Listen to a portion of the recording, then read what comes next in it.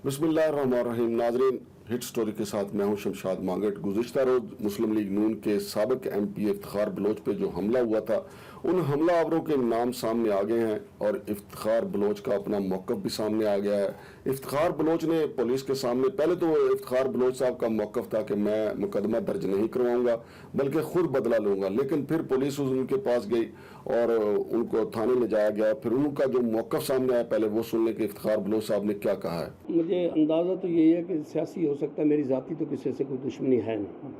तो जिस वक्त मैं पर्चा नहीं देना चाह रहा था, उस वक्त मेरा पुलिस से रब्ता नहीं हुआ था, तो मेरी फैमिली का बड़ा प्रेशर था। फिर मेरे घर DPO साहब का फ़ोन आया, SP साहब आए, फिर अब RPO साहब भी आ गए। तो मुझे यकीन है कि ये केस को वर्कआउट कर रहे हैं और 100% मुझे इंसाफ मिलेगा। सर बताइएगा, आपने कहा था कि मैं मुलजमान को मैं जानता भी हूँ, कुछ उनकी निशानदेही के लिए भी इक़दाम जो हैं वो पुलिस को आपने प्रोवाइड किया उनकी निशानदेही? नहीं, मैंने ये नहीं कहा था कि मैं जानता हूँ। मुझे अब पता चला कि मैं मुख्तलिफ ज़राए से कि फ़लाँ हैं,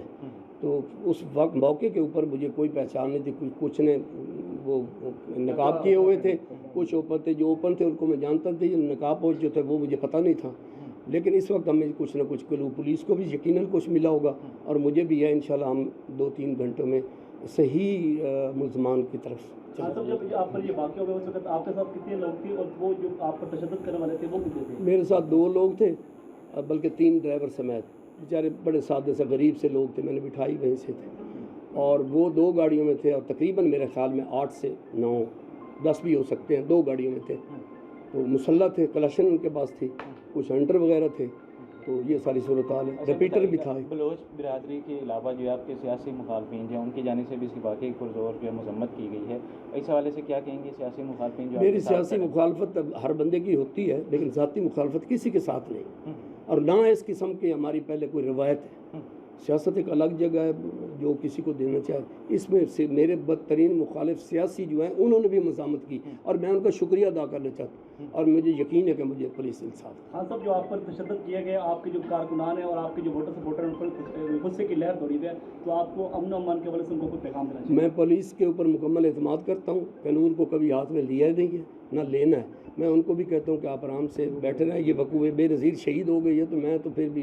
एक आम बंदा हूँ। जी, तो नाजरीन, आपने सुना कि इफ्तिखार बलोच साहब ने कहा है कि मुझे उम्मीद है कि पुलिस उनको इंसाफ देगी, लेकिन देखना यह है कि उन्होंने उनके खिलाफ इतना शदीद रद्द-ए-अमल ये क्यों आया, क्योंकि उनकी तरफ से जो मुकदमा दर्ज करवाया गया है, उनके पर्सनल स्टाफ अफसर की तरफ से ये मुकदमा दर्ज करवाया गया है और जिसमें ये सारे वाक़या का जो गुज़िश्ता रोज़ हुआ उसका जिक्र किया गया है। और ये मुकदमा जो है खुर्रम पनाह भट्टी के खिलाफ दर्ज करवाया गया है, जो कि वहाँ के एक सियासी शख्सियत हैं और उनका PTI से ताल्लुक़ बताया जाता है। और कहा जाता है कि इनको ये रंज था कि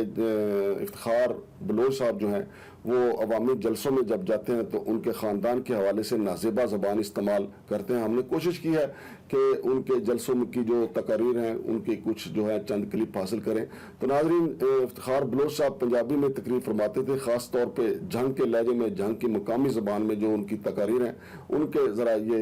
डायलॉग भी सुन लें कि वो क्या कहा करते थे। अल्लाह कीता है कि नवे पाकिस्तान के बमार ही बुछा वाली सरकार आ गई। क्या बात है भाई, तेरे दौरे चोरी सारे खुले तेरे घर में खलोते, 3 ट्रैक्टर तेरे घरों लगे, बाल तेरे घरों लगे। बंदा मंडी शाह जी में तो मरी गया तो थोड़े घर में खुरा पे सड़क ये अड़ी बढ़ती है, कमीशन दे रोले तो वोट पटड़ी पाउंदी। प्यो तेरा ते दादा हर डोली ते मैं आप बैठे वेख्या ते हुन किले बढ़दे पाने किनु आए ना बाबे अता ते ना बाबे लिया करते। असी आने खाद की दी होती पूछो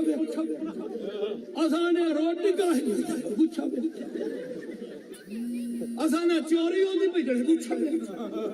और चोरी तेरे दौरे च अगर बंद हो सकती है तो तेरे दौरे जेड़े महबूब सुल्तान साहब ने नवा पाकिस्तान बनावन गए थी तो पुरानी दी रेड़ी काट नवी दुकान बने ना तो बंदा एक बारी सौदा जरूर लेने में बता पिछला लुटेंदा ना पियो ये लेने नवा आखिया ना कुछ रूह बेरा ही मंगे जा मैं वेखिया बे तो मिस्त्री पुराने बेरे चाहिए वो तेरे बाबा गाड़ी थी आजू अकरू वाला मैं पुराने नहीं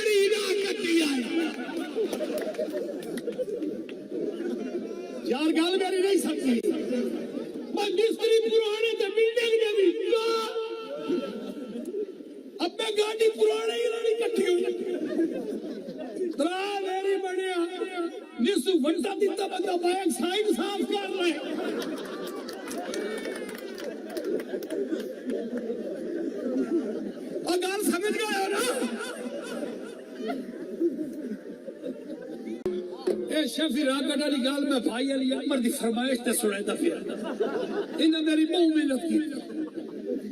او کھیڑدا ہی کوئی کھیڑ آندی آسو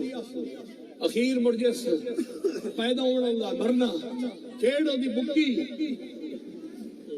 اور وہ چسکا نہ منجے چوتھا ہی نہیں بننا کوئی پیسے بھی کوئی ککڑ بھی وہ کھڑکارا نالی جے آوے اونج ریٹے چوتھا بھی کر لے کپی تیل دی بجائے نال ٹپر ہی کھا لے ڈول دے کو اینجے یا بجن دے ٹائم آوے سارے دے کپڑے چوتلے رکھ کے بابا گاڑی رہا شفی راکوٹ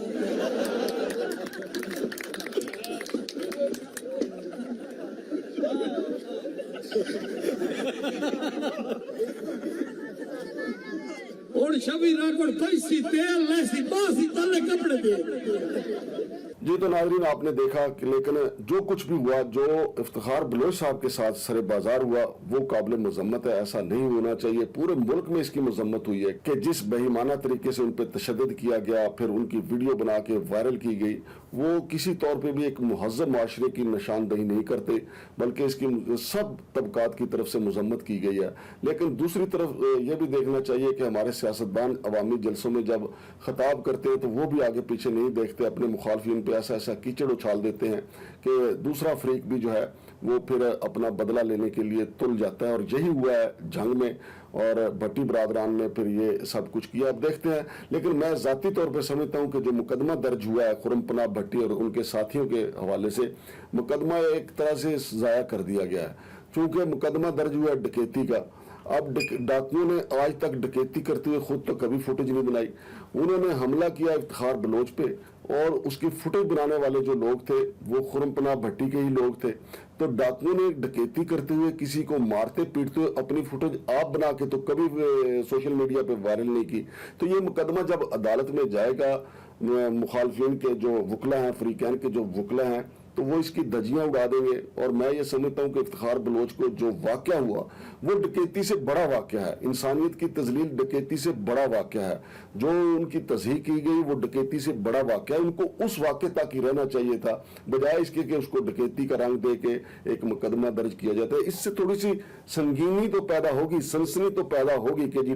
ڈکیتی کا مقدمہ درج ہوا ہے لیکن جب حملہ آوروں کا ٹریک ریکارڈ دیکھا جائے گا تو وہ ثابت کریں گے کہ وہ سیاسی ورکر ہیں ان کا ایک گروپ سے تعلق ہے تو وہ تو ڈکیت ہے ہی نہیں ان کا ٹریک ریکارڈ ہی ڈکیتوں والا نہیں ہے تو یہ خود مقدمہ جو ہے وہ اپنی موت آپ مر جائے گا لیکن دیکھتے ہیں کہ اللہ کرے یہ لمبی دشمنی نہ ہو جائے فریقین پھر آپ کو پتہ ہے دونوں طرف سے جو ہے وہ کافی خون خرابہ کرتے ہیں لیکن یہ اصل صورتحال ہے جس کی وجہ سے افتخار بلوچ پہ تشدد ہوا مقدمہ جو ہے وہ پولیس نے فی الحال تو انہوں نے جناب افتخار بلوچ کو راضی کرنے کے لیے اپنی طرف سے کچھ دفعات اضافی لگائی ہیں تاکہ ان کو مطمئن کیا جا سکے لیکن یہ جو دفعات لگائی ہیں پولیس نے در حقیقت پرچے کا بیڑا غرق ہی کر دیا ہے ڈکیتی کا اس معاملے سے تعلق ہی کوئی نہیں ہے شمشاد مانگڑ کو اجازت دیجیے اللہ حافظ